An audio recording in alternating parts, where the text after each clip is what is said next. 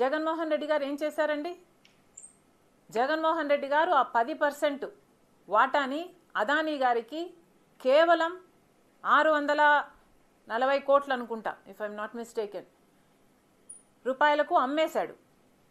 అంటే దాదాపు ఆ 10% విలువ చేసేది 9,000 కోట్ల రూపాయలు. తక్కువ లేకుండా విలువ చేసే ఆ 10%ని కేవలం 640 కోట్ల రూపాయలకే జగన్మోహన్ రెడ్డి గారు అదానీకి కట్టబెట్టేశారు. ఎంత లంచం వచ్చిందో జగన్మోహన్ రెడ్డి గారు సమాధానం చెప్పాలి. గంగవరం పోర్టులో మీకు ఎంత లంచం వచ్చింది? 30 సంవత్సరాలలో ఆ ప్రాజెక్టు మళ్ళీ గంగవరం పోర్టు ప్రభుత్వం చేతికి రావాల్సి ఉంటే దాంట్లో 15 సంవత్సరాలు అయ్యేపోయింది.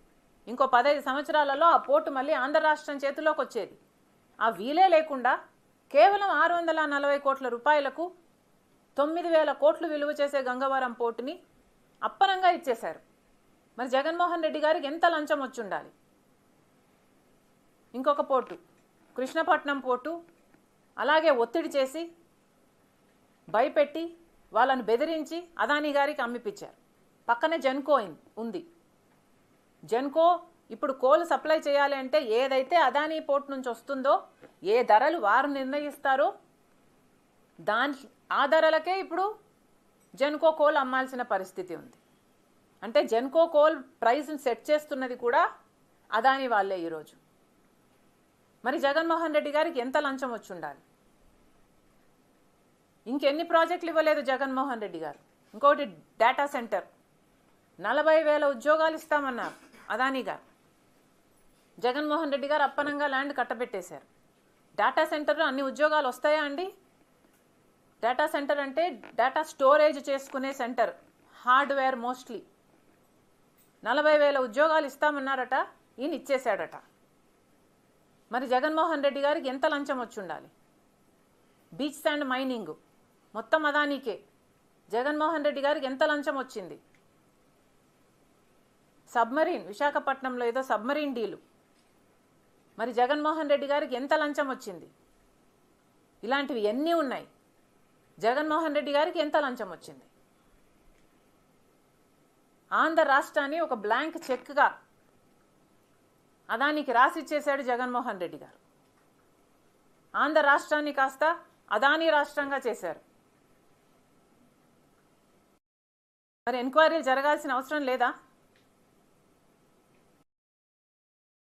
చంద్రబాబు గారిని కాంగ్రెస్ పార్టీ డిమాండ్ చేస్తుంది. ఏ డీల్ అయితే జగన్మోహన్ రెడ్డి గారు ఈ సోలార్ పవర్కు సంబంధించిన డీలు 25 సంవత్సరానికి చేశారో, ఈ పవర్ సప్లై అగ్రిమెంటు, అది వెంటనే రద్దు చేయాలని కాంగ్రెస్ పార్టీ చంద్రబాబు గారిని డిమాండ్ చేస్తుంది.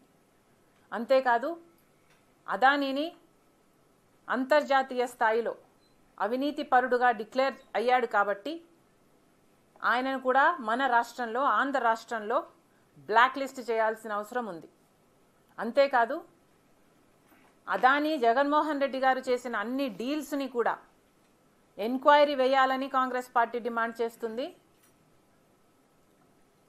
ఇప్పుడు ఏ డీల్స్ అయితే జగన్మోహన్ రెడ్డి గారు కుదుర్చుకున్నారో ఆ డీల్స్ కూడా సబబో కాదో క్యాన్సిల్ చేయాలో చంద్రబాబు గారు రివ్యూ పెట్టాలి, డిసిషన్ తీసుకోవాలని, ప్రజల శ్రేయస్సు కోరేటట్టు ఉండేటట్టు ఆ డిసిషన్ ఉండాలని కాంగ్రెస్ పార్టీ డిమాండ్ చేస్తుంది.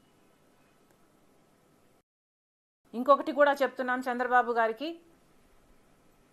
చంద్రబాబు గారు ఇది వరకు జగన్మోహన్ రెడ్డి గారు ఏ రకంగా అయితే అదానీ గారితో అంత స్నేహంగా ఉన్నారో, అన్ని ప్రాజెక్టులు కట్టబెట్టారో, అదే బాటలో చంద్రబాబు గారు నడవకూడదని కాంగ్రెస్ పార్టీ హెచ్చరిస్తుంది.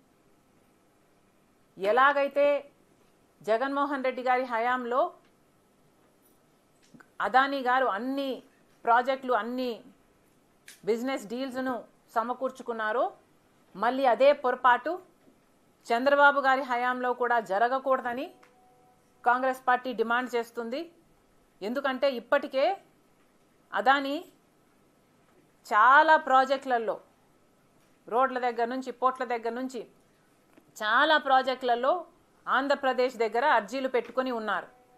మేము ఈ ప్రాజెక్టులు చేస్తాము అన్న ప్రాజెక్ట్ లిస్టు చాలా పెద్దది. చంద్రబాబు గారు ఇవన్నీ పరిగణలోకి తీసుకోవాలి, అదానీ గారిని బ్లాక్ లిస్ట్ చేయాలి, ఇక మీద ప్రాజెక్టులు ఇవ్వకూడదు, ఇచ్చిన డీల్స్ను కూడా రివ్యూ చేయాలి.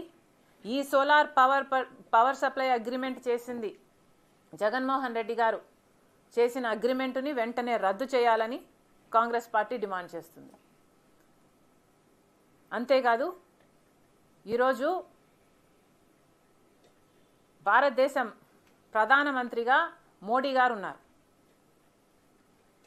మోడీ గారు అదానీ వేరు వేరు అని ఎప్పుడూ అనిపించలేదు.